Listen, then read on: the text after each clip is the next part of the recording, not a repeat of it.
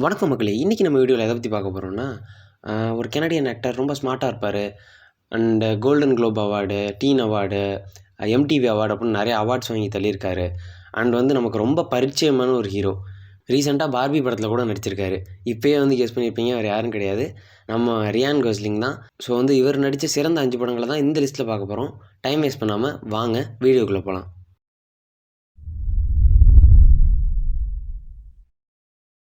நம்மளோட லிஸ்ட்ல 5வது இடத்த பிடிச்சிருக்குது த ஐட்ஸ் ஆஃப் மார்ச். 2011ல் வந்த இந்த படத்த வந்துட்டு ஒரு த்ரில்லர் ட்ராமா ஃபிலிமா எடுத்திருக்காங்க.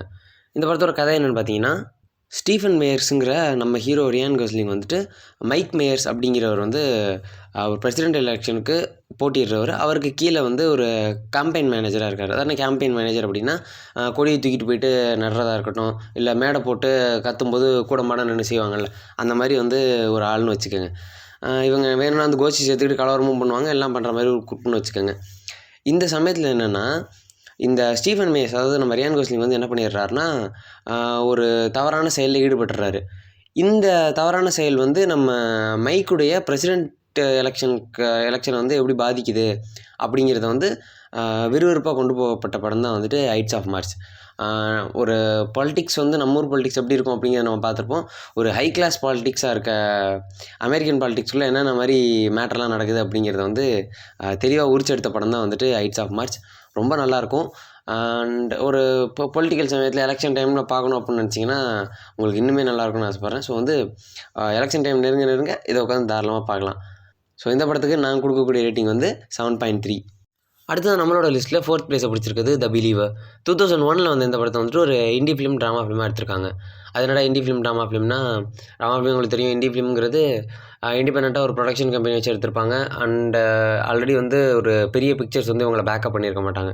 ஸோ இந்த மாதிரி ஒரு எக்ஸ்பெரிமெண்டல் மாதிரி ஃபிலிம் தான் most of the indie films are. So அந்த மாதிரி ஒரு ஃபிலிமில் வந்துட்டு ஒரு தைரியமாக இறங்கி நடித்து பயங்கர ஹிட்டு கொடுத்த படம் இது. டேனிங்கிற ஒரு யங் மேன் நியூயார்க்கில் வந்து வாழ்ந்துக்கிட்டு இருக்காரு. இவர் ஆக்சுவலி வந்துட்டு ஒரு நாசி. அதனோட நாசினா அப்படின்னா, ஜெர்மன் போர் நடந்துச்சு தெரியுமா? உலகப் போர் ஆரம்பிச்சு தெரியுமா? அப்போ வந்துட்டு யூதர்களை கொல்லணும் அப்படிங்கிற ஜூஸை கொல்லணும் அப்படின்னு ஒரு ஆப்போசிட் கேங் ஒருத்தவங்க வந்துட்டு ஃபைட் பண்ணியிருப்பாங்கள்ல, அவங்க தான் நாசிஸ். ஆக்சுவலாக நம்ம ஹிட்லர்லாம் அதில் தான் வருவாங்க. ஸோ வந்து நாசியை சேர்ந்த இவர் வந்துட்டு இந்த காலகட்டத்திலையும் ஜூஸை வந்துட்டு வெறுப்பார். நியூயார்க்கில் இருந்துக்கிட்டு. ஸோ வந்து ஏன் இவர் ஜூஸை வெறுக்கிறார் அப்படின்னா வந்து, ஜூஸ் வந்துட்டு நம்மளை ஆள்ற அளவுக்கு பவர்ஃபுல் கிடையாது அப்படின்ற மைண்ட் செட் அவருக்கு இன்னும் இருக்கும். ஸோ வந்து இவர் வந்து இந்த மைண்ட் செட்டோட நிறையா வந்து தக்கான காரியங்கள்லாம் இன்வால்வ் ஆகுவார். ஸோ வந்து அது எப்படிலாம் பேக் ஃபயர் ஆகுது அண்ட் இது எங்கே போய் நிற்கிது அப்படிங்கிறது தான் படத்தோட மிச்ச கதை. ஸோ ஒரு டிஃப்ரெண்ட்டான ஆஸ்பெக்டில் டிஃப்ரெண்ட் தாட் ப்ராசஸோட இந்த காலகட்டத்தில் வந்து இந்த படத்தை எடுத்த காரணத்தினால இந்த படத்துக்கு நாங்கள் கொடுக்கக்கூடிய ரேட்டிங் வந்து 7.3. அடுத்தது நம்மளோட லிஸ்ட்டில் 3rd பிளேஸை பிடிச்சிருக்குது த நைஸ் கைஸ். 2016ல் வந்து இந்த படத்தை வந்துட்டு ஒரு காமெடி ஆக்ஷன் ஃபிலிமாக எடுத்திருக்காங்க. இந்த படத்தோட கதை என்னென்னு பார்த்தீங்கன்னா, அமீலியா அப்படின்னு வந்துட்டு ஒரு பொண்ணு இருப்பாங்க. இவ வந்து பதுங்கியிருப்பா. இந்த பதுங்கி இருக்க பொண்ணை தேடி ஒரு டிடெக்டிவ் வந்து வருவாங்க. இந்த டிடெக்டிவ் பேர் வந்து மார்ச். இப்போ அமீலியா, மார்ச் 2 பேர் இருக்கிறாங்க. இப்போது இந்த மார்ச் வந்து அமீலியாவை தேடி கண்டுபிடிச்சிடக்கூடாது. இந்த மேட்டருக்காக நம்ம அமீலியா என்ன பண்ணுவான்னா, ஹீலி அப்படிங்கிற ஒருத்தரை வந்து ஹையர் பண்ணியிருப்பா. எதுக்குன்னா, இவங்கள வந்து எப்படியாச்சும் டிஸ்ட்ராக்ட் பண்ணி இவகிட்ட வர விடாமல் பண்ணுறதுக்காக. இந்த மொமெண்ட்டில் 2 தடிமாட்டு பசங்க என்ன பண்ணிடுவாங்க, ஹீலியை போட்டு மொத்தி எங்கே வந்து அமீலியா இருக்கா அப்படின்ற மாதிரி அமீலியாவை தேடிக்கிட்டு இருப்பாங்க. ஸோ வந்து அமீலியாவுக்கு ஆபத்து இருக்குது அப்படிங்கிறத புரிஞ்சுக்கிட்ட இவர் வந்து மார்ச் கூட சேர்ந்து அமீலியாவை வந்து உண்மையிலே வந்து தேடுற மாதிரி ஒரு இது பண்ணுவார். ஆக்சுவலாக உண்மையிலே அமீலியா வந்து பிரச்சனையில் சிக்கிக்கிட்டாளா, ஏன்னா இவர் மறுபடியும் தேட போகிறார்ல. ஸோ வந்து இல்லை இவர் தெரிஞ்சுக்கிட்டே ஆக்டிங் கொடுக்குறாரா அப்படிங்கிறது வந்து நீங்கள் படத்தையே பாருங்கள். ஃபஸ்ட்டு வந்து ஹையர் பண்ணும்போது பார்த்துருப்பாங்க. அதுக்கப்புறம் உண்மையிலே தொலைஞ்சிட்டாளா அப்படிங்கிறது வந்து நீங்கள் படத்தை பார்த்தா தான் புரியும். ஸோ வந்து இந்த படத்துக்கு நாங்கள் கொடுக்கக்கூடிய ரேட்டிங் வந்து 7.6. அடுத்தது நம்மளோட லிஸ்ட்டில் 2nd பிளேஸை பிடிச்சிருக்குது ட்ரைவ். 2011ல் வந்து இந்த படத்தை வந்துட்டு ஒரு ஆக்ஷன் க்ரைம் ஃபிலிமாக எடுத்திருக்காங்க. இந்த படத்தோட கதை என்னென்னு பார்த்தீங்கன்னா, ஒரு டிரைவர் இருக்கார். இவர் வந்து ஐரின் அப்படின்ற ஒரு கிரிமினலோட மனைவியை வந்து ரொம்ப நேசிக்கிறாரு. 2 பேரும் காதலிக்கிற காரணத்தினால வந்துட்டு நிறையா கள்ளக்காதல்லாம் இந்த படத்தில் போயிட்டுருக்கும். ஸோ வந்து தனியாக உட்காந்து இந்த படத்தை பார்க்குறது பெட்டர்னு நினைக்கிறேன். கேர்ள் ஃப்ரெண்ட் உட்காந்து பாருங்கள், இல்லை ஃப்ரெண்ட்ஸோடு உட்காந்து பாருங்கள், ஃபேமிலியோட பார்த்துறாதீங்கன்னு சொல்ல வரேன். ஸோ இந்த மாதிரி இவங்களுடைய கள்ளக்காதல் வாழ்ந்துக்கிட்டு இருக்க சமயத்தில் வந்துட்டு இவர் வந்து ஒரு ராபரி அட்டெம்ப்டில் இன்வால்வ் ஆகுறாரு. இந்த ராபரி அட்டெம்ப்ட் காரணத்தினால வந்து இவர் வந்து நிறைய கேங்ஸ்டர்ஸை பகைச்சிக்கிற மாதிரி போயிடும். இதே சமயத்தில் வந்துட்டு இவருடைய காதலியை காப்பாற்றுறதுக்காக இவர் என்ன முயற்சி பண்ணுறாரு அப்படிங்கிறத வந்து ரொம்ப தத்ரூபமான முறையில் வந்து எடுக்கப்பட்ட படம் தான் வந்துட்டு டிரைவ்.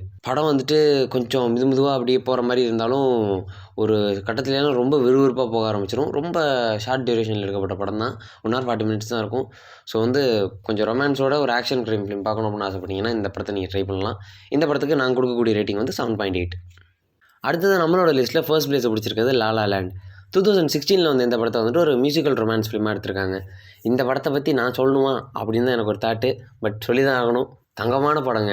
நீங்கள் வந்து ஒன்லைன்லாம் கேட்க வேணாம். கண்ணை மூடிட்டு போய் படத்தை பாருங்கள். படம் நல்லா இல்லைன்னா என் சேனலை அன்சப்ஸ்கிரைப் பண்ணிட்டு கெட்ட வார்த்தையில் கீழே திட்டிட்டு கூட போங்க. ஏன்னா வந்து அந்த மாதிரி செய்ய மாட்டீங்கன்ற தைரியம் வந்து எனக்கு இருக்குது. நல்லா இருந்துச்சுன்னா 10 பேருக்கு வந்து சப்ஸ்கிரைப் ஏற்றி விட்றீங்க. என்ன மேட்டர்னா, செபாஸ்டியன் அப்படின்னு ஒரு பியானிஸ்ட் இருப்பார். மியான்னு ஒரு ஆக்ட்ரஸ் இருப்பாங்க. ஸோ வந்து 2 பேரும் வந்துட்டு அவங்கவுங்க ஃபீல்டில் வந்து சக்சீட் ஆகணும் அப்படின்னு நினைப்பாங்க. 2 பேரும் வந்து ரொம்ப கஷ்டப்படுவாங்க. ஸோ வந்து இந்த இவ்வளோ கஷ்டத்துக்கும் வந்துட்டு ஒரு பயன் இருக்கணும் அப்படிங்கிற மாதிரி கடவுள் வந்து அவங்க 2 பேருக்கும் வந்துட்டு கெரியரில் சக்ஸஸ் கொடுக்குறாரா அப்படிங்கிறதையும், இந்த 2 பேரும் வந்துட்டு ஆக்சுவலி ஒரு நல்ல ஃப்ரெண்ட்ஸும் கூட. மீன்ஸ் வந்து என் லைஃப்பில் இது புட்டுக்கிச்சுப்பா, உன் லைஃப்பில் இது புட்டுக்கிச்சுப்பா அப்படின்னு சொல்லும்போது, நமக்கு நடந்தது அவனுக்கு நடந்திருக்கு அப்படின்னு நினைக்கும்போது ஒரு மன ஆறுதல் கிடைக்கும்ல. அந்த மாதிரி புலம்ப ஆரம்பித்து ஒரு கட்டத்தில் வந்து இவங்க காதலர்களாக மாறிடுவாங்க. ஸோ வந்து இந்த காதல் கதை வந்துட்டு எங்கே போய் முடியுது அப்படிங்கிறதையும் வந்து படத்தை பாருங்கள். ரொம்பவே அற்புதமான படம். அன்எக்ஸ்பெக்டட் கிளைமேக்ஸ் இருக்குங்க. Unexpected climax. Must try. இன்னும் என்னென்னா, நம்ம தமிழ் படத்தில் இதெல்லாம் நம்ம தமிழ் படம்னு சொல்லக்கூடாது. ஓவரால் நம்ம இது இந்தியன் ஃபிலிம்ஸ்லாம் மெயினாக பார்த்தீங்கன்னு வச்சுங்களேன், ஒரு பாட்டோட ஒரு ஸ்வாகோட ஆரம்பிப்பாங்க.